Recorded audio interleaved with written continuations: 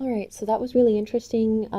Starting to get a feel for this new terminology, query-based rules, rule templates, instances, all the stuff like that. And it definitely made it easier to keep my data model, let's say, automatically updating for the future. In my case anyway, much different based on other scenarios. And I was wondering if you have another sample, something I could look at it to get a better feel or see where I could use it practically. Yeah, actually, I have a nice sample here. You remember we created the currency conversion rule. I have it still here available. So we have the euro, where we take the local currency and divide by an exchange rate. And then we have a Palo data that is requesting the attribute value, where I have my source currency stored. I have it here outlined a little bit more detail, and then I can explain what I would like to improve and where I can use then a template to have the entire system get a little bit faster, maybe depending on the size of the database. Yeah, so this, what we're looking at up here, that shows basically our current situation. Correct. Where we have this rule already set up and we're using payload data within a payload data so that we can do this currency conversion. Exactly. Okay. And what I would like to point out here is the second Palo data, where I have to request the attribute cube to give me the source currency of the current selected company. Yeah, you remember the company notation, the current member notation. So it's exclamation mark company. For shared dimensions. Correct. And so this Palo data request, I would like to drop it. Yeah, because each little additional request is taking a little bit of performance. You don't feel it really, but if you have a really huge database and a lot of people are working, you are happy to eliminate as much as possible. So when I would go and I drop the Palo data, I need actually to put in hard-coded the source currency. So like US dollar to euro or Australian dollar to euro, whatever I need. If I go this way... So wait, so replacing the second payload data hard-coded. Correct. It almost feels like a step back, but okay. Yeah, actually, it's a step back. Just to emphasize what I should do to make it a little bit faster. Yeah. So to avoid a Palo data formula inside my Palo data formula. So if I would go this way to hard code the source currency, I actually have to do on the left side also adjustment. So I have to narrow down my euro conversion or target area also with the company included. Otherwise, I'd be saying for all of my companies, Exactly. let's say that you're US dollar now, even though you're in China or Italy. Correct. Okay, yeah. And a rule, for example, for the company 14 could look like this here. So it's narrowed down to currency euro and the company 14. And here we have the Australian dollar as source currency because we know this company has Australian dollar. So remember from our lesson before, copy and pasting. Yeah, so I don't want to do this. Yeah.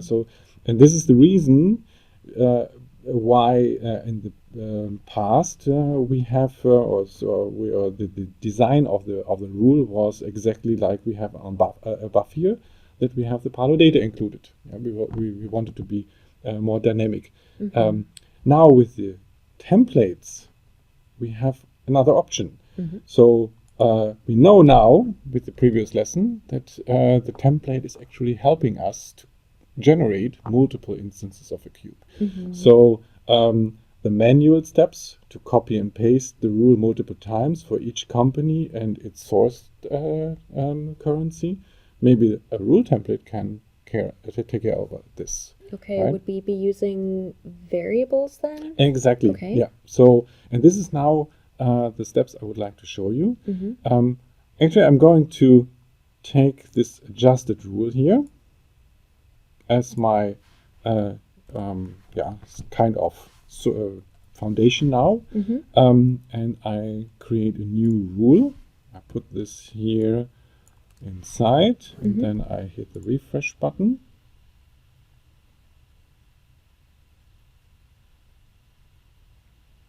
so.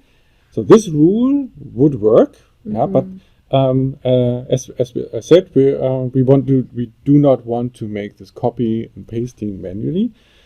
So we are going to adjust things. So before I'm adjusting the entire rule, let me change the currency element to Euro 2, because I would like to show you that both rules are working the same way later. So I don't want to override the other rule target area. So I'm just choosing a different target area here, so that it's for development process a little bit easier for the showing here. Now let's go to query. So we learned that we can take any kind of rule and we can turn it into a rule template by choosing a query. Now what I need is the element name and a matching source currency.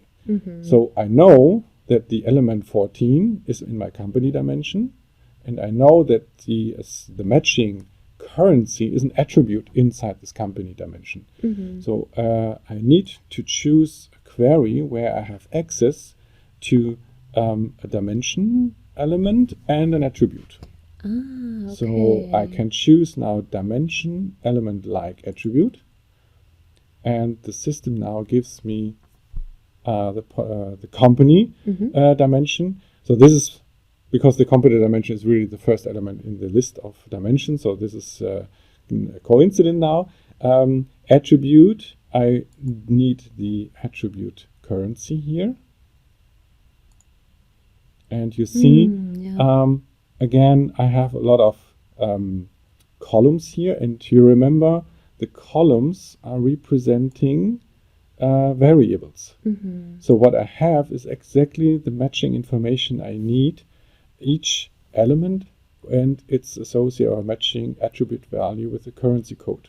So this information is being calculated by the old rule dynamically during runtime. So what we are going to do is we are creating now a set of rules, the rule instances, for each combination directly. So we are going to save the Palo data formula. Actually, we eliminated it already here. So the second Palo data is already gone. So what we have to do now is we have to select, instead of company 14 hard-coded, we select one of our variables. In this, it's going to be the element. Correct. Okay. And let's go down here. So somewhere we should find our currency. So the currency is the source currency, and the target currency is euro. Is fine. That's fine. But this here? is the currency here, RUD, should be the attribute value. Okay. Also, we select this. Let's go up. Let's take a look here. So I have to change here to Euro 2 to be better. Changed it back, no problem. Let's select it here. There it is, Euro 2, and we are fine. So we adjusted the copied rule. We added the query. We changed the company element name to a variable, and we have the source currency is also a variable now. Let's take a look with the function that is replacing our variables with the values from the record sets, from the result record set. So 11 is euro. Let's take 13. It's US dollar. Everything's fine so far. Yeah, it all looks good. And so now it's kind of nice because where we had an entire Palo data formula before, now we just have an attribute value because we're using this query section and created this into a rule template. Exactly. And now we are going to save it.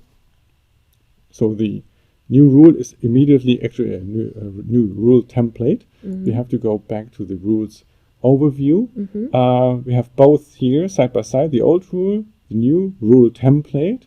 We have to update the rule template so that we get from this rule template, multiple instances. Mm-hmm. Now we have it here, and you see we have for each company, Oh yeah, you can see how it all matches. right? Yeah. Everything is there. And to be really sure, let's take a look here. Mm-hmm. There we are. Ah, nice. Calculating in the same way. Yeah, so it matches exactly like how we had it with Euro, now on Euro 2. Exactly. Ah, okay. You don't feel the performance. Yes, so you but said the performance is better, but it's not noticeable. listen, At least for humans, for a computer, of course it is. but you can imagine this is one request less now. Yeah. So we dropped one request inside the database. Yeah, and the bigger a database gets, especially growing companies, things like that, or if you're acquiring new companies, it can be really, really useful for even little bits of performance improvement. Yeah, this is the rule template. Yeah, very interesting and useful. Also, a lot easier to upkeep than I expected. Okay. Have fun with this.